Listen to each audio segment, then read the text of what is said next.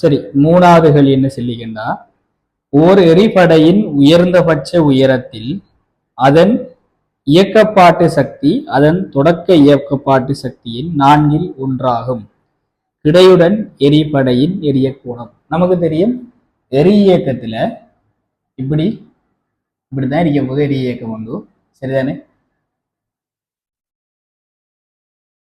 தீட்டாவில் எரியுதுன்னு நான் யோசிக்க, சரியா? தீட்டாவில் எரியப்படுன்னு யோசிச்சுட்டா எரி இயக்கத்தில் நடக்காதுன்னா கிடைவேகம் மாறாது. காரணம் என்னன்னு கிடை திசையிலான ஆர்முடுகள் 0, சரியா? கிடை திசையில ஆர்முடுகளோ அமர்முடுகளோ அதுக்கு இல்லை, சரியா? ஆனா நிலைக்கு திசையில என்ன நடக்கும்? ஃபர்ஸ்ட்டுக்கு ஒரு பெரிய வேகம் இருந்திருக்கும், அதுக்கு பிறகு குறைஞ்சி குறைஞ்சி குறைஞ்சி போய் இந்த இடத்துல 0 நிலைக்குத்து வேகம், சரிதானே? ஆனால் கிடை வேகம் எப்படித்தான் இருக்க போகுது? இங்க இருக்கிற கிடை வேகம் தான் அங்கேயும் இருக்க போகுது. அப்ப என்ன வரப்போகுதுன்னா யூ கொஸ்டீட்டாவாக இருக்க போகுது, சரிதானே?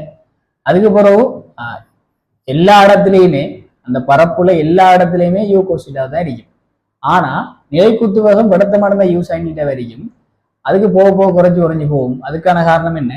புவியீர்ப்பு ஆர்முடுகள் இருக்கிறதுனால, அது இயக்கத்துல எதிர் திசையில் இருக்கிறதுனால என்ன செய்யும்னா வேகத்தை குறைஞ்சி குறைஞ்சி போகும். அதாவது அமர்முடுகளா தொழிற்படும், சரிதானே? அப்ப வேகத்தை குறைஞ்சி குறைஞ்சி குறைஞ்சி போய் இங்க 0 ஆகும். அதுக்கு பிறகு என்ன நடக்கும்னு சொன்னா இப்படியே போய் திரும்ப கூடி இப்படி வரும், சரியானே? நம்ம கேள்வி மட்டும் செய்யறது நோக்கம் இல்லை, சும்மா ஒரு ஜஸ்ட் நாலேஜுக்காகவும் சொல்லிட்டு போறேன், சரிதானே?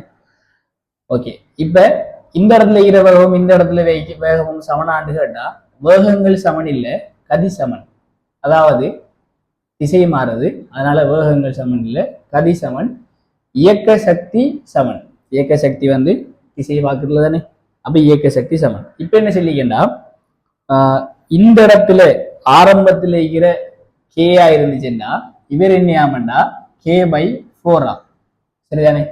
இவர் கே ஆமண்டா இவர் K/4. நமக்கு தெரியும் இயக்க சக்தி என்கிறது ½ வர்க்கம், சரிதானே? இப்ப M வந்து மாற போறல, ஹாஃப் மாற போறல, அப்ப கே நேர்வே சமன் யாருக்கா தான் இருக்கும்? யூ ஸ்கொயர்டுக்கா தான் இருக்கும், சரியாது?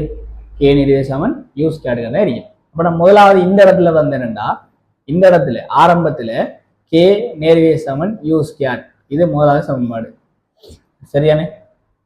அடுத்தது K/4 நேர்வே சமன் யூ கொஸ் தீட்டாட ஸ்கொயர்ட், அப்படின்னா யூ ஸ்கொயர்ட் கொஸ் ஸ்கொயர்ட் தீட்டா, சரிதானே? இது ரெண்டாவது. எனக்கு என்ன தேவை? கொஸ் தீட்டா தான் தேவை, அதாவது தீட்டா தான் தேவை. அப்ப நான் 2/1 பிரிக்கிறேன்.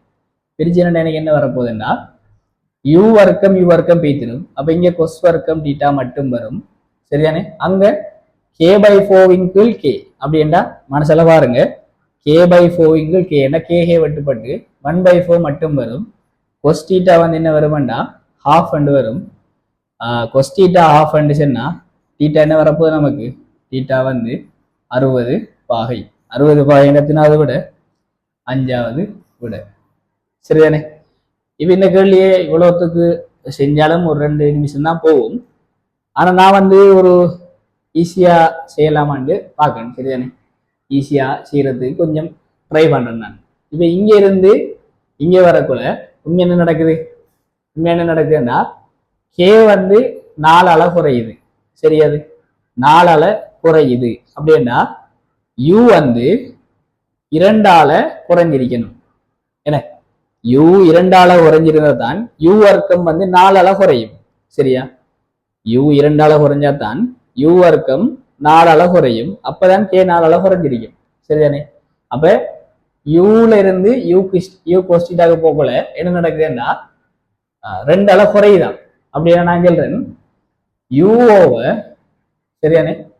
யூ கொஸ்டிட்டா ஓவர் யூ வந்து என்ன அறிக்கும்டா ½ அறிக்கும்.